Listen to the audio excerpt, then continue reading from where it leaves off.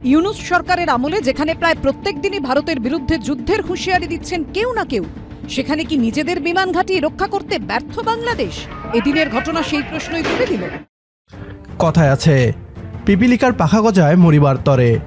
Donald Trump আমেরিকার রাষ্ট্র ক্ষমতায় বসার পর থেকেই ভারত চুপচাপ বাংলাদেশ বিরোধী কর্মকাণ্ড করে চলেছে বাংলাদেশের ভেতর। ডক্টর মোহাম্মদ ইউনূসের নেতৃত্বে নতুন অন্তর্বর্তীকালীন সরকারকে ব্যর্থ করতে নানা ষড়যন্ত্র করে চলেছে। এরই ধারাবাহিকতায় এবার বাংলাদেশের বিমান বাহিনীর উপর হামলা চালালো রয়ের পাঠানো দুর্বৃত্তরা। কেন আমরা বলছি এই দুর্বৃত্তরা ভারতের পাঠানো? বিমান বাহিনীর উপর হামলার মাধ্যমে কি বার্তা দিচ্ছে ভারত? বিস্তারিত থাকছে বিডি টিউবের আজকের এই ভিডিওতে। প্রথমেই দেখে নেওয়া যাক বাংলাদেশ বিমান বাহিনীর উপর ভারতীয় রয়ের পাঠানো দুর্বৃত্তদের হামলার পর কিভাবে আনন্দ উল্লাস করছে পশ্চিমবাংলার মিডিয়া। তবে তার আগে ছোট্ট একটি অনুরোধ, প্রিয় জন্মভূমিকে নিয়ে আমাদের এই পথ চলায় বিডি টিউব চ্যানেলটিকে সাবস্ক্রাইব করে পাশে থাকুন আপনিও। আর ইতিমধ্যে সাবস্ক্রাইব করে থাকলে আপনাকে অসংখ্য ধন্যবাদ। নৈরাজ্যের আগুন ছড়াতে দিলে তা কাউকে ছাড়ে না, সেটা এবার প্রমাণিত হলো বাংলাদেশে। বাংলাদেশে নৈরাজ্য এখন এমন জায়গায় যে নিরাপদ নয় বিমান ঘাঁটিও। এবার কক্সবাজারে হামলা চালালো স্থানীয় দুষ্কৃতীরা।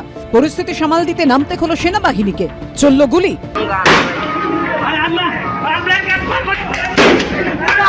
দৈনিক প্রথম আলো জানিয়েছে, গুলিবিদ্ধ হয়ে এক যুবকেরও মৃত্যু হয়েছে। মৃতের নাম শাহাব কবির নাহিদ। প্রথম আলো সূত্রে খবর, এদিন বেলা 11:30 নাগাদ সমিতিপাড়ার বিমানঘাটির চেকপোস্টে জাহেদ হোসেন নামে এক যুবকের সঙ্গে হেলমেট পরা নিয়ে কর্তব্যরত অফিসারদের কথা কাটাকাটি হয়।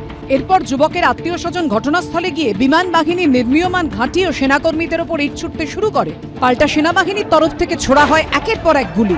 তখনই জখম হন এক যুবক। হাসপাতালে নিয়ে গেলে তাকে মৃত ঘোষণা করা হয়। বাংলাদেশ সাপ পুষছে। বাংলাদেশ আমাদের বন্ধু দেশ ছিল, এখন বাংলাদেশে আতঙ্কবাদীদের ছেড়ে দেওয়া হয়েছে জেল থেকে। তারা এখন তুর্কি নাচন দেখাচ্ছে। বাংলাদেশের লোকেরা এখন ভারত, ত্রিপুরা, কলকাতা দখল করবে, দিল্লি দখল করবে বলেছিল।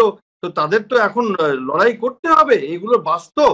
এখন তারা নিজেদের ঘর সামলাতে ব্যতিব্যস্ত হয়ে আছে। যদি বাংলাদেশ এই মুহূর্তে সুন্দরভাবে তাদের দেশ না সাজিয়ে তুলতে পারে এবং পাকিস্তানের ধোঁয়া ধরে চলে, তাহলে এটাই ভবিতব্য হবে। ইউনূস সরকারের আমলে যেখানে প্রায় প্রত্যেক দিনই ভারতের বিরুদ্ধে যুদ্ধের হুঁশিয়ারি দিচ্ছেন কেউ না কেউ, সেখানে কি নিজেদের বিমান ঘাঁটি রক্ষা করতে ব্যর্থ বাংলাদেশ? কক্সবাজারের বিমান ঘাঁটিতে হামলা হওয়ার পর থেকে ভারতীয় মিডিয়ায় উল্লাস দেখে মনে হচ্ছে তাদের বহুদিনের স্বপ্ন পূরণ হয়েছে। পার্বত্য চট্টগ্রামের জঙ্গিদের ভারতের মদদ নতুন কিছু নয়। ভারতের সরাসরি মদদেই শান্তিবাহিনী নামের জঙ্গি সংগঠন গড়ে উঠেছিল বাংলাদেশে। নতুন বাংলাদেশ ভারতীয় দাসত্ব মেনে নিচ্ছে না, তাই দ্রুত ডক্টর মোহাম্মদ ইউনূসের নেতৃত্বাধীন এই সরকারকে সরাতে ভারত এমন পরিকল্পনা করতে পারে। বাংলাদেশ বিমান বাহিনীর উপর হামলা করার সাহস এতদিন কেন দুর্বৃত্তরা করেনি, এমন প্রশ্ন ওঠাই স্বাভাবিক। ভারত যে পাখা ব্যবহার করে উঠছে তা কেটে দেওয়ার ক্ষমতা রাখে বাংলাদেশ। ভারত কক্সবাজারে হামলা করালে ভারতের উত্তর পূর্বের রাজ্যগুলো সুরক্ষিত থাকবে তো? প্রশ্ন থাকলো ভারতীয়দের কাছে। আজকের ভিডিও এ পর্যন্তই। ভিডিও সম্পর্কে আপনার গুরুত্বপূর্ণ মতামত কমেন্ট বক্সে জানিয়ে দিন আমাদের। সেই সাথে ভিডিও শেয়ার করে দেখার সুযোগ করে দিন আপনার বন্ধুদের। পরবর্তী ভিডিও দেখার আমন্ত্রণ জানিয়ে বিদায় নিচ্ছি আজ। আল্লাহ হাফেজ।